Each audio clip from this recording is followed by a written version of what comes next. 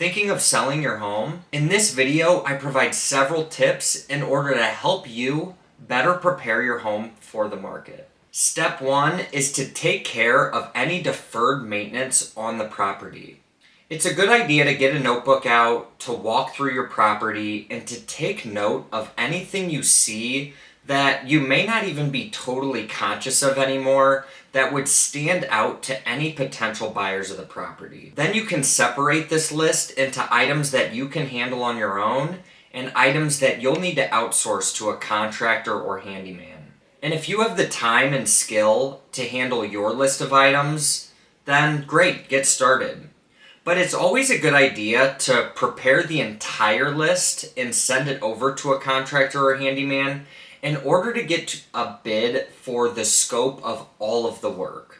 That way you can better determine if that time value of money is really worth it for you to handle it on your own. You might be surprised, if you're hiring a handyman to come over and do some bigger items, sometimes they'll tack on some smaller items for a pretty minimal fee since they're already at the property. Once you've taken care of any deferred maintenance, you'll want to declutter your home. As I'm sure you've experienced, when you're living in a home, you tend to gather and store items that probably aren't necessary. When buyers are touring your home, they're really trying to visualize themselves in the home. So if a house is overflowing with stuff, especially if that stuff is very personal to you, the seller, it might be hard for the buyer to imagine moving their lives into this space. So when you're preparing your home for the market, it's a good idea to adopt a minimalist mindset. You want to exhibit the functionality of a room, but you still want to make it feel like a blank canvas of sorts for the buyer. In order to exhibit that functionality, you want to include key pieces of furniture like beds in the bedroom or couches in the living room. And as funny as it sounds, even toilet paper in the bathroom. But you don't want those rooms to be filled with your items. Rather, you want the room to have somewhat of a minimalist appeal so that the buyer can really see this room as a blank canvas that's ready for their personalization. In step 1, I mentioned that you wanted to handle any deferred maintenance.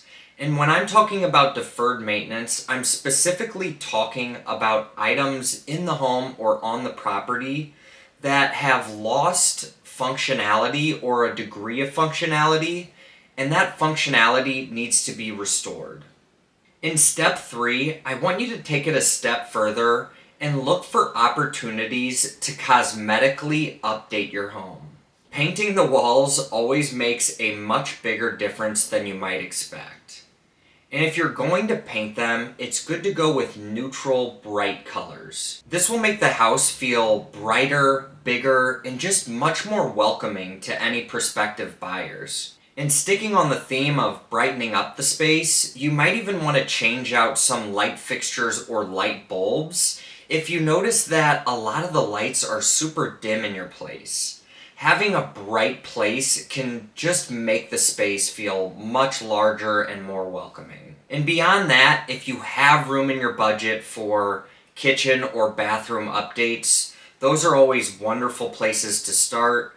I understand if you don't want to spend the money on that before moving, but you'd be surprised at the returns that you can receive from small cosmetic updates in those areas of the home. And a little pro tip for you, the home update that saw the highest return on investment in 2023 was actually the replacement of the garage door. People are always pretty surprised by that, but especially if your garage door is front facing, it can make a huge impact on the overall curb appeal of your home.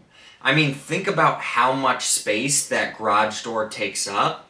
So replacing that door, especially if it's dinged up and looking dirty, can receive a huge percentage of return on investment. Next, you'll want to focus on curb appeal. And keep in mind, this can be as big or small a job as your budget deems possible. At the bare minimum, you'll want to make sure that the lawn is mowed and the yard looks overall well kept. So weeds are picked, there's not a bunch of dead bushes just in the yard. Keeping that yard clean is going to make a huge difference. If you can add a fresh layer of mulch wherever mulch is present, that is also a huge value add. And beyond that, if you could add any fresh flowers or shrubs, that could really elevate the landscaping appeal for a relatively minimal budget. And then you'll want to focus on the front door. Again, this is an emotional experience for buyers, so you want them to feel welcome. I know it sounds silly, but putting a welcome mat, a fresh new welcome mat at the front door, can actually make a big difference. Even putting a wreath or some kind of door decoration, as well as a freshly painted door, will go a long way in really making that first step into the home an enjoyable step. And obviously we could go on for days adding power washing, exterior paint, all kinds of valuable contributions you can make. But those are some great ways to get started. And finally, when showings actually begin, make sure that you're keeping the property clean at all times. If you can, have the lights on when prospective buyers come to tour the property. One thing we even do sometimes is throw a batch of cookies in the oven to make sure the home smells fresh. All of those little elements can go a long way in making the home appeal to all of the buyer's senses. And those little details can make thousands of dollars of difference in the final sale price. I hope this was helpful. If you're looking to sell your home, especially in the St. Louis area, please don't hesitate to reach out. And if you're not in the St. Louis area, reach out anyway. I can interview my global network of agents and help you get set up with the right one. Thanks for watching. Please like, subscribe, and share with anybody who might be interested.